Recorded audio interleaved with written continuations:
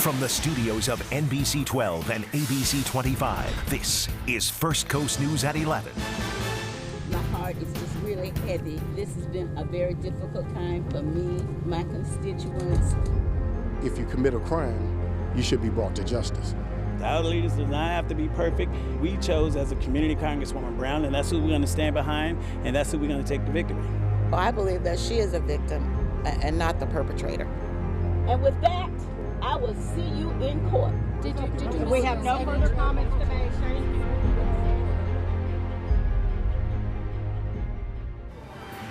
Good evening. We'll have more on the indictment on Corrine Brown, but first, we're following breaking news. The Jacksonville Sheriff's Office right now is investigating what they are calling an in-custody death. This is taking place downtown. Our Honey Rodriguez is on the scene near State Street in Maine with the details. Honey? That's right, Heather. We're here at the 7-Eleven. We just got briefed by the Chief of Investigations, Chris Butler, who told us there was an erratic woman here at the 7-Eleven walking inside, falling over shelves and trying to enter doors that clearly were only set for employees only. She then tried to exit the store when she collapsed on the ground. They're describing her as a female in her mid-20s. Police were only able to see her based on surveillance video from inside the 7-Eleven. Once she collapsed, officers responded to the scene. They called for firefighters, first responders, to come and help her as well. They put her in handcuffs, and after that, they took her to UF Health, and that is when she died at the hospital. Of course, police have very limited information at this point. Again, she's in her mid-20s, a female who seemed to be under some kind of influence, whether drugs or alcohol. They are not sure yet at this moment. We'll continue to follow the story and bring you more details as they become available to us. For now, reporting live, I'm Honey Rodriguez, First Coast News. Thank you, Honey. And now back to our top story. Prosecutors say no one is above the law, and nailed Congresswoman Corrine Brown with a 24-count indictment. Tonight, the fallout has begun for the Congresswoman. First Coast News is the first media outlet in the country to report on Brown's indictment. Now today, that indictment was unsealed, revealing very serious allegations. It spells out how Congresswoman Brown allegedly used her influence to solicit more than $800,000 in donations for a bogus charity, and how those donations became what one prosecutor called a personal slush fund. The government alleges the organization, One Door for Education, only handed out 2 scholarships totaling $1,200. This evening, Brown stepped down from her position as a ranking member of the House Committee on Veterans Affairs, and she says she will vigorously defend herself against what she calls politically motivated allegations. Leaving the federal courthouse in Jacksonville today, she says her track record speaks for itself. But I'm looking forward to a speedy day in court to vindicate myself. Tonight at 11, we're digging deeper into the indictment. Congresswoman Brown's longtime chief of staff, Ronnie Simmons, was also indicted. He pled not guilty to the 19 counts he faces, including theft of government property. The indictment alleges he used his position to obtain congressional employment for a close relative, a full-time teacher. Prosecutors say the relative received $735,000 in taxpayer money, even though that person performed little or no work for the House of Representatives. Simmons allegedly diverted more than $80,000 of his relative's government salary for his personal benefit. And the indictment also mentions several other people and organizations allegedly involved. One, identified only as Person B, is described as a close relative of Brown and a lobbyist in the D.C. area. Brown's only daughter, Chantrell, is a lobbyist in the D.C. area. She was previously involved in an investigation of the Congresswoman after she accepted a $50,000 Lexus from a Nigerian businessman. Brown had previously lobbied to get him out of jail. We reached out to Chantrell tonight, but we have not yet heard back. And the executive director of One Door for Education, Carla Wiley, pleaded guilty earlier this year. And as part of the plea deal, Wiley agreed to cooperate fully with the government's investigation into this case. First Coast News investigator Clark Foraker has been looking into the case for months, and tonight he's following the money trail. Yeah, Ken, now that we have a copy of that indictment, the big question is, how did this all happen? Records reveal a roadmap of how investigators say Congresswoman Corrine Brown and her chief of staff, Ronnie Simmons, took donations from donors and, as they say, used them for personal expenses. Well, tonight we've learned how they allegedly did it. My heart is just really heavy. This has been a very difficult time for me, my family, my constituents. Court records say Congresswoman Corrine Brown used her official position as a member of Congress to solicit some $800,000 for One Door for Education. They also say with her chief of staff, the pair diverted money from Brown's campaign and political action committee. Records say starting in 2012, Chief of Staff Simmons would withdraw the maximum amount allowed, $800. The same day, Brown would deposit the same amount into her personal bank account. Investigators say the withdrawals and deposits happened multiple times. Money also allegedly went into an account for Entity A, which benefited two unnamed people, Person A and Person B. We got the rest of the story. So I'm looking forward to presenting the rest of the story. Court records say the money was used for plane tickets, repairs to personal vehicles, and vacations to the Bahamas, Los Angeles, and Miami. The pair also allegedly used cash for lavish events in D.C., a luxury box at a Beyonce concert, and a luxury box for a game between the Jags and the Redskins. Attorneys today read the indictment that says multiple unnamed donors sent money to Brown. $5,000, $10,000, $20,000 checks sent via mail, records say. In one instance, investigators say the One Door for Education account was in a $200 deficit. This is a politically motivated prosecution. If Brown paid it all back, investigators say she'd owe almost $900,000. Simmons, they say, would owe more than $1 million. I'm looking forward to a speedy day in court to vindicate myself.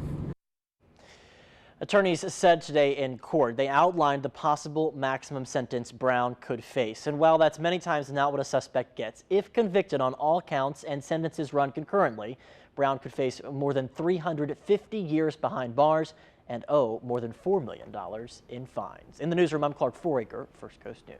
Thanks, Clark. These charges come as the Congresswoman is in a tight race to hold on to her seat.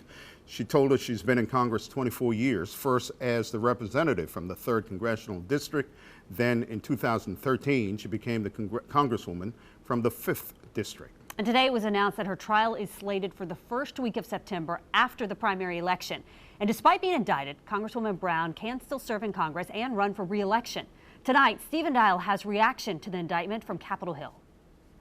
It's definitely been the talk of the town today here on Capitol Hill. Word spread very quickly here in the Raymond building where Congresswoman Corrine Brown's office is and throughout Capitol Hill that she was indicted facing multiple federal charges. All day the door to her office has been locked to the media. We haven't been able to go inside. Yesterday I was able to go inside and wait for the Congresswoman, but she only appeared once. We also found out that she was meeting with the VA officials yesterday. She's the ranking member of the Democratic side on the VA committee, and we found out earlier today that Minority Leader Nancy Pelosi has said that she has rightfully stepped down in that role temporarily with these looming investigations over her and the charges. But a lot of people here on Capitol Hill talking about this, saying that they haven't seen a sitting congressperson being indicted in some time here on Capitol Hill.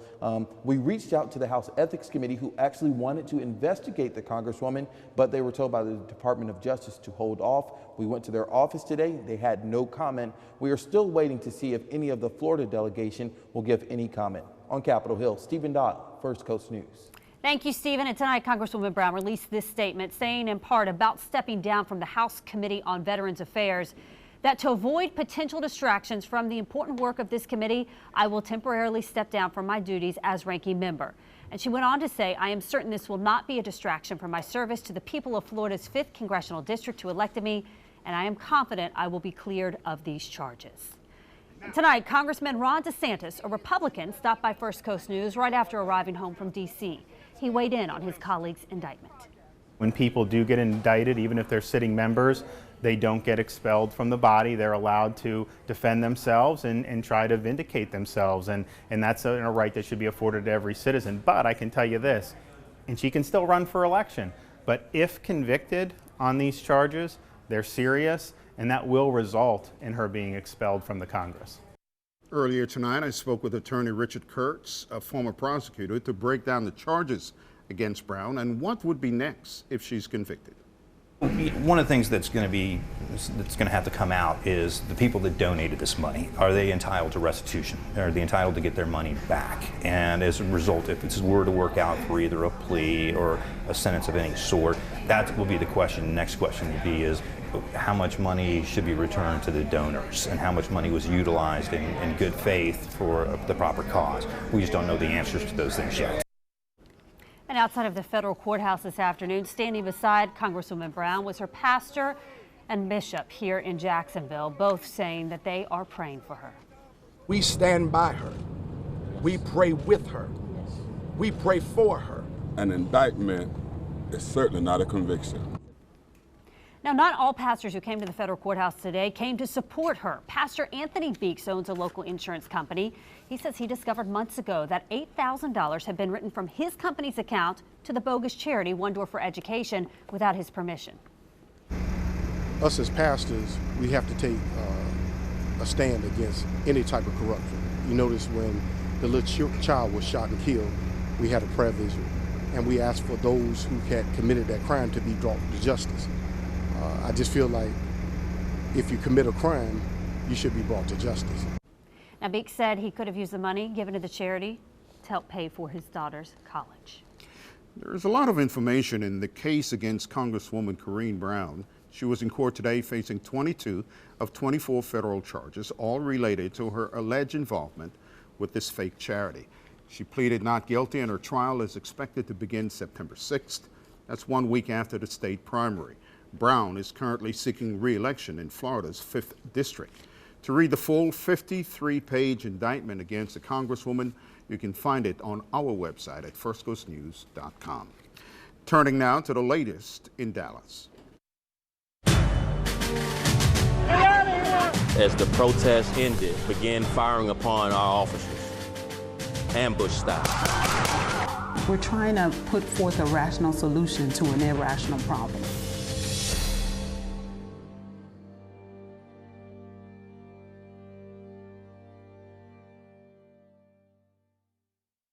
Dallas. Tonight, people continue to pay tribute to the police officers that were killed and wounded last night. 2 police officers, cruisers, were put outside the front of Dallas Police Headquarters, and those cruisers now just covered in flowers and signs and balloons.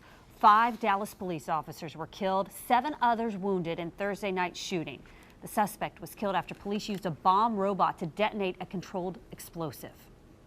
And the shootings happened during a protest for 2 men killed by officers earlier this week. 2 peaceful vigils were held today, remembering the lives of Alton Sterling and Philando Castile. The mother of Sterling's child today called the Dallas shootings reprehensible. And closer to the First Coast, a Valdosta police officer is recovering tonight after being shot several times this morning. The officer was responding to a call about damage on the property. He came under fire from the suspect immediately when he arrived. They exchanged fire. Both were injured and taken to the hospital. The officer is listed in stable condition tonight. Authorities say this was not connected to the Dallas shootings. And tonight, Sheriff Mike Williams stopped by our station to discuss the tragedy in Dallas. Hani Rodriguez has more.